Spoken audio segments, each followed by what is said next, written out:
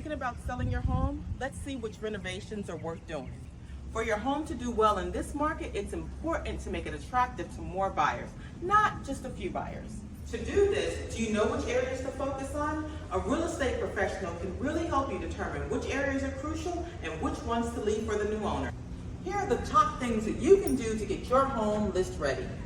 Although the cost of impact windows is a little bit costly, you get a full 100% return on your investment when selling. Not only are they attractive to buyers for insurance purposes, they're also great for security and safety. New and professionally repaired roofs are also 100% recoupable when selling. Air conditions are a must in South Florida. You actually get 118% return on new floors.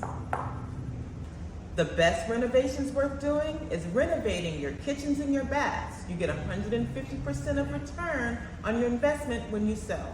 These are some things you should consider if you're thinking about putting your South Florida home on the market. But remember, before you pack a box, call Kim Cox.